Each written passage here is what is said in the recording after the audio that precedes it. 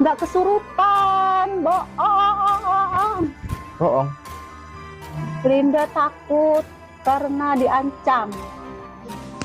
Selamat pagi dan selamat tidur buat kalian yang insomnia kayak Elin. Jadi kalau kesurupan itu dibikin jadi bukti belum bisa, tapi kalau petunjuk untuk mengenali orang-orangnya bisa. Mel-Mel, satu di antara saksi kunci yang mengaku berada di lokasi pembunuhan Vina Cirebon dan Eki, membuat kesaksian yang dinilai janggal oleh publik. Namun demikian, ada satu kesaksian Mel-Mel yang disebut menguatkan pengakuan saksi kunci lainnya, yakni Ayap, saat berada di lokasi pembunuhan Vina Cirebon. Beda dengan Ayap yang hanya melihat pelaku melempari Vina dan Eki, Mel-Mel justru mengaku menyaksikan keduanya disiksa. Namun ada sejumlah kejanggalan soal pernyataan Ayap itu. Hal itu dikarenakan pernyataannya berbeda dengan saksi lain. Sejak awal muncul, Mel-Mel mengaku kalau pada malam kejadian ia bersama Vina, Eki dan Linda. Mel-Mel bahkan mengaku jadi orang terakhir yang bertemu dengan Eki dan Vina. Dirinya juga berulang kali menjelaskan kalau dia membonceng Linda di malam kejadian. Eki kalau jemput Vina, dia bawa temennya lah dek, si Linda maksud saya gitu kan bu. Nah, akhirnya kami jemput tuh si Linda. Iya betul. Kan sambil bercanda saya ngomong sama si Ade Eki, masa iya kamu jalan sama Vina akan sendiri jadi obat nyamuk. Nah, saat itu obrolan saya begitu. Namun Linda sendiri mengatakan kalau pada malam kejadian dirinya ada di rumah. Linda bahkan sudah lama tidak bertemu dengan Vina dan Eki. Enggak kenal sama sekali. Saat kejadian lagi di mana, Mbak Linda? Ada di rumah. Ada di rumah. Terakhir kontak dengan almarhum Vina sebelum kejadian berapa hari, Mbak? Sudah lama. Ada sebulan? Sebelum kejadian. Sudah lama banget. Lebih dari 6 bulan mungkin. Kenapa? Pun pada berkas putusan, sosok yang terakhir bersama Vina dan Eki adalah Liga Akbar Cahyana atau Gaga Awod. Gaga Awod dalam BAP bahkan mengaku ikut dilempari batu oleh para pelaku di depan SMPN 11 Cirebon.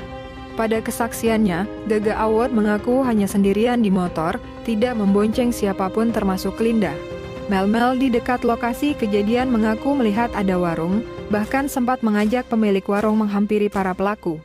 Kesaksian Mel-Mel ini sama dengan Ayep yang mengaku membeli rokok di sebuah warung dekat TKP. Di SMP 11 saya taruh motor di situ, karena di antara beberapa yang masuk gang itu saya lihat, kata Mel-Mel. Mel-Mel pun mengatakan kalau ada warung kecil yang buka pada malam kejadian. Mungkin yang punya warung tuh, yang mas di situ, ayo mas temenin saya masuk ke dalam, tapi dia nggak berani.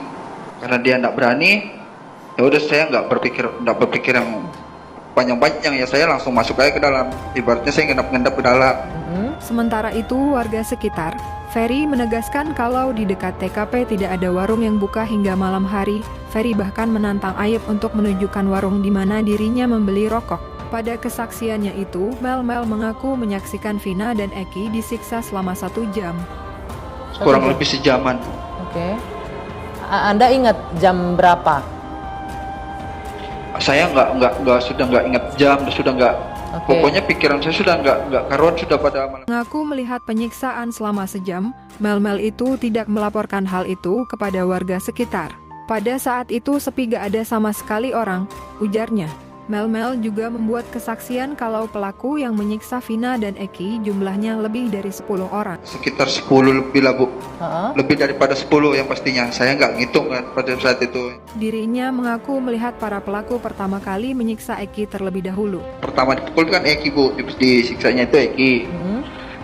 Nah, tempat saya mau maju, tapi saya ini takut juga bu. Saya mau maju nih karena posisi saya sendirian. Anda kenapa? Sementara itu, Dirkrimum Polda Jabar Kombes Surawan mengatakan kalau pelaku sebenarnya hanya ada 9 orang, bahkan 2 DPO lain sudah dihapus. Kepada publik, Mel-Mel mengaku bisa melihat wajah para pelaku dengan jelas saat menyimpan Vina dan Eki di TKP Flyover Talun. Mel-Mel mengatakan kalau beberapa terpidana yang dipenjara saat ini ada di lokasi kejadian, bahkan Mel-Mel mengaku melihat Saka Tatal. Ini 8 orang?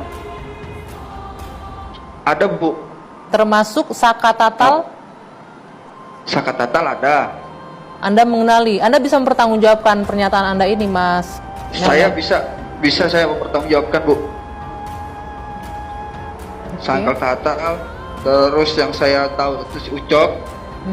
Entah siapa namanya, panggilannya di geng motor saya kan tidak tahu, karena saya kan pribadinya cuma kenal Eki aja. Pada pengakuannya, Saka Tatal menegaskan kalau dirinya tidak ada di TKP, bahkan Saka mengklaim dirinya sebagai korban salah tangkap.